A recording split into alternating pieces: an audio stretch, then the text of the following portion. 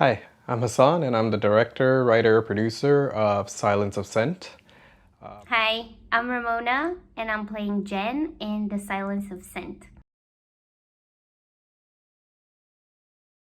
Getting into the production aspect of the film, uh, the idea of the film kind of came from a bedtime story that I was told when I was a kid. And I also incorporated modern day issues, current issues in the film. And that's how the story kind of formed.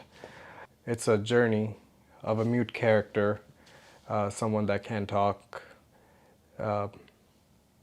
experiencing what's happening around her. And she's also a writer, so she's writing a fictional story which draws parallels to the reality of the world she lives in. And eventually, everything fell in place. It turned out to be a nice product, and overall, very happy with the film, very happy with the performances.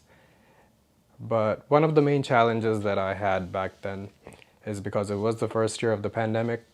It was very difficult to find locations to shoot. Couldn't rent a studio or couldn't get Airbnbs to film.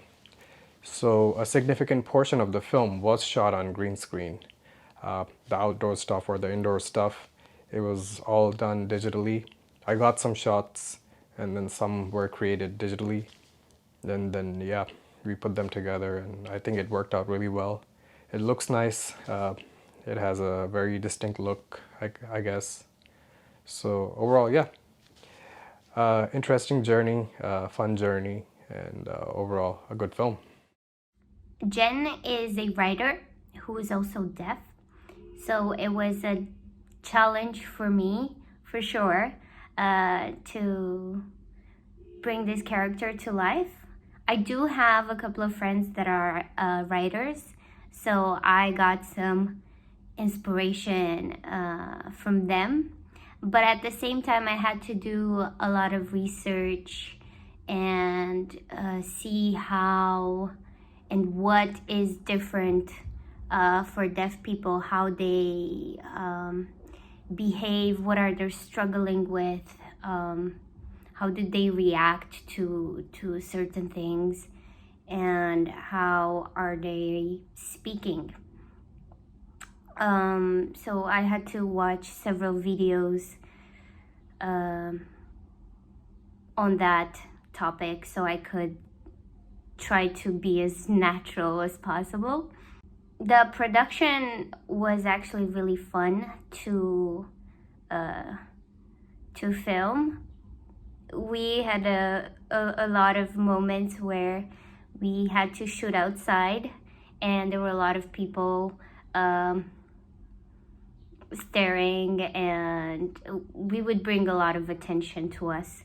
Um, but it was also difficult because it was quite cold. It was freezing actually, and I was wearing something that wasn't appropriate for that weather. So it was a bit challenging from that perspective.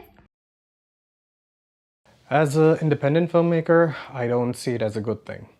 Simply because now studios are also more keen on getting on the digital space. Before, the films would run in the theater and then go on different online platforms such as Netflix, Amazon, or whatever.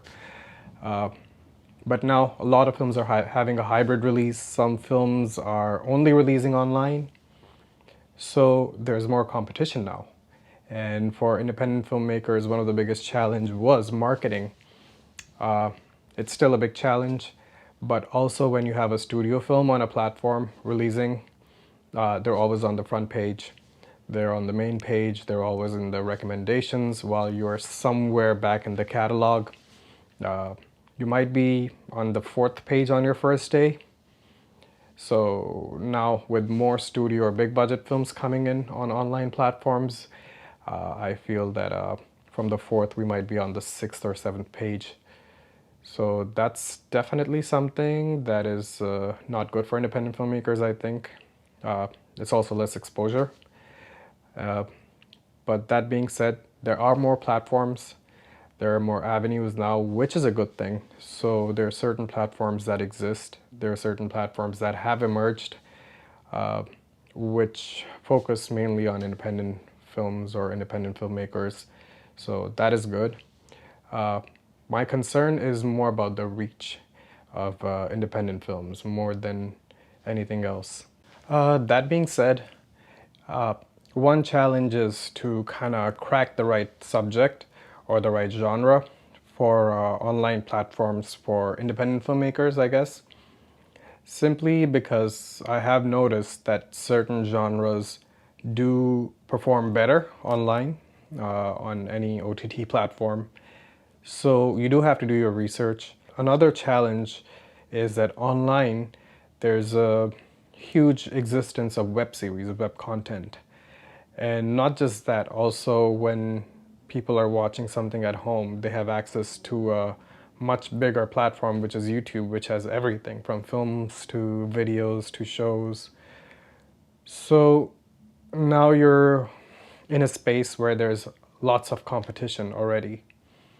So firstly, you gotta crack your topic, then you have to have a tight script, something that's engaging, because another major issue which pretty much doesn't matter who you are, you're a studio or you're an independent filmmaker or you're just a content creator online. If your audience is not engaged in the first 2 to 5 minutes, they're gonna skip. They're gonna go to the next video or film or any form of content they have. Because now there are many, many options. So you're one of the many creators online. So you have to really work on your script. You really have to work on your beginning, your midpoint of your film, and especially the ending. So it's become difficult. It was always difficult. Now there's just a lot more. Also, not just post-pandemic, even before pandemic, while web series were getting bigger, and just so much YouTube content, and not just YouTube, also social media content. If you like something, you'll watch it. If you don't, all you gotta do is press the button and then skip to the next one. So it is a little difficult, but if you have the right topic, I think it's gonna work no matter what. If you have the right genre, if you have a good final product, it looks good, it sounds good, it's engaging, then definitely people will stick around and finish it. I think the role of cinema is to bring certain emotions, if you will, but also to make you question different things. I think that is the most important thing. After you watch something, either you have a very specific feeling, or you have certain questions that stirs something in you to dig a little bit deeper into a certain topic or feeling. It depends. It depends on the genre, the kind of film you're making. The most important goal of cinema is to entertain. It entertains, it educates, it connects different worlds, different people. It can be some sort of escape from your reality. It can take you to a fantasy world. It can expose you to things that you didn't know that existed. So it is very difficult to say that cinema has one role. Cinema definitely does a lot of things, but most important thing is cinema needs to entertain. Because you might have a horror film which might entertain and scare you. You might have a comedy that's going to entertain you and make you laugh. Then you have a documentary, which is also cinema. It might educate you. So it all depends on the genre. That being said, there are definitely a few geniuses in this world, some filmmakers that very well manage to entertain you, educate you, make you laugh, make you cry in just one film, in a 2.5 hour experience. They give you everything, but there are very few of those in this world. But as long as someone is happy after they see what you've made, then that should be the ultimate goal. The audience should be happy and satisfied that they didn't waste their time.